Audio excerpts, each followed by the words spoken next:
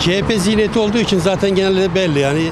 Ekrem İmamoğlu sözünü tutmadı yani. Sözünü tutsaydı ulaşım 1 liraya düşecekti. Süt herkese verilecekti. Su bedavaydı. Hani bunlar verilen sözler nerede? Hiçbir tane sözünü tutmadı yani. Hani 86 milyon kişiye yardım edecekti. Sözde 86 milyon İstanbul'a sözünü tutacaktı. Hiçbir tanesini tutmadı. Hiçbir tanesini gerçekleştirmedi yani. Yani ona bakarak gene AK Parti'nin belediyeleri üstün yani her zaman için.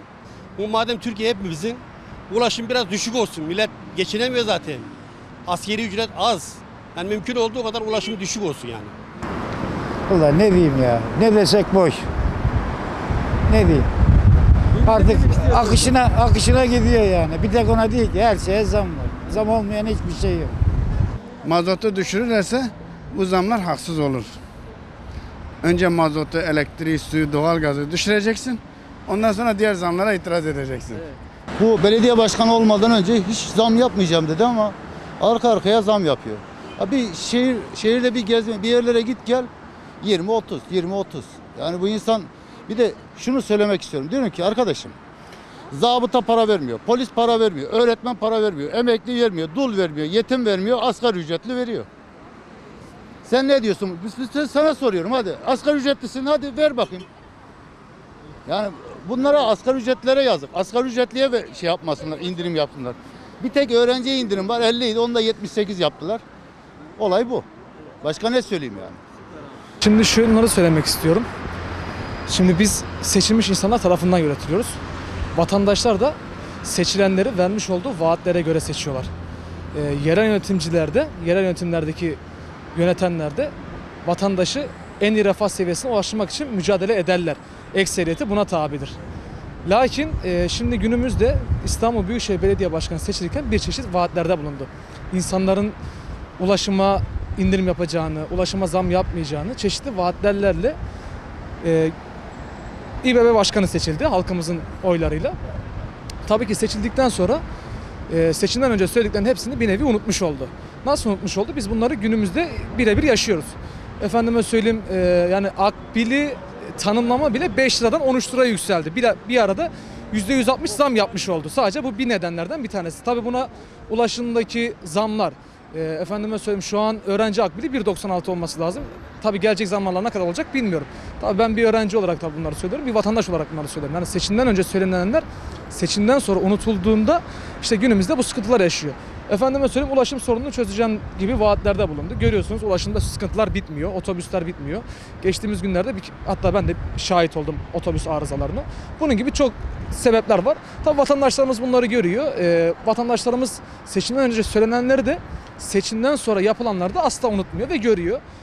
Tabii ki de 2024'te vatandaşımızın tercihi ona göre değişeceğini ben düşünüyorum. Söyleyeceklerim bu kadar. Tabii ki zamlar devam edecek gibi gözüküyor. Çünkü dışarıdan her şey hoş gözüküyordu seçimden önce. Seçimden sonra demek ki öyle olmadığını tüm herkes de gördü. Teşekkür ediyorum. Ekonomiye bakarsan %36 az.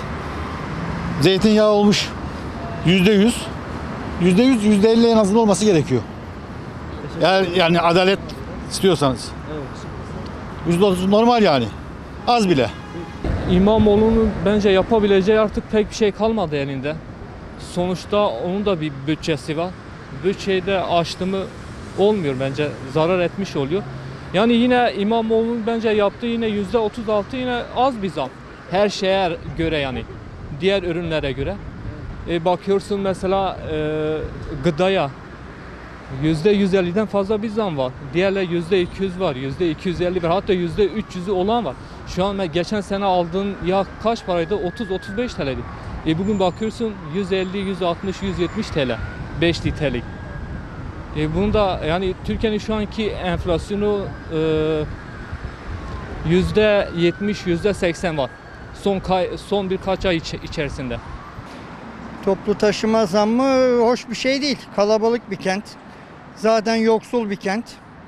Ne kadar zam olduğunu bilmiyorum şu anda ama yüksek. Yüksek kardeşim. Yani bizim en önemli konularımızdan biri temel gıdalar, yeme içme, bir de toplu taşıma. Yani günde 2-3 vesait değiştirip de işine giden insanlar var. Bu çok yani hoş olmadı. Yani ama arkasında yatan sebepleri de bilmiyorum. Şimdi ben kendi fikrimi söylüyorum ama şimdi bu zamma sebep olan etkenleri de araştırmak lazım. Yani tek taraflı hani konuşmak da doğru bir şey değil. Yok, sözünü tutmadı. Kesinlikle onu bir söyleyeyim yani. Sözünü tutmadı yani. Ama bu seferki seçimde kesinlikle bu kadar oy alacağını ben zannetmiyorum girdiği zaman. Söz konusu bile olamaz yani. Hangi sözünü tuttu? Bir tanesi faaliyetini göstersin. O kadar reklam yaptı. Afişlere yapıyor, süt vereceğiz, şunu yapacağız. Hiç faaliyetini görmedik ama. Peki bu biliyorsun son 2 senedir sürekli Evet. zam üstüne zam geliyor. Bunun Şimdi üzerine bakın, bir benim bir siyasi bir görüşüm yok. Onu da söyleyeyim, bir tarafsız insan olarak, fakat genel olarak baktığım zaman hiçbir şekilde hiçbir icraatını görmedim. Bak, millet burada metrobüs kuyruğuna giriyor. Önceden dakikalar boyunca gelirdi yani.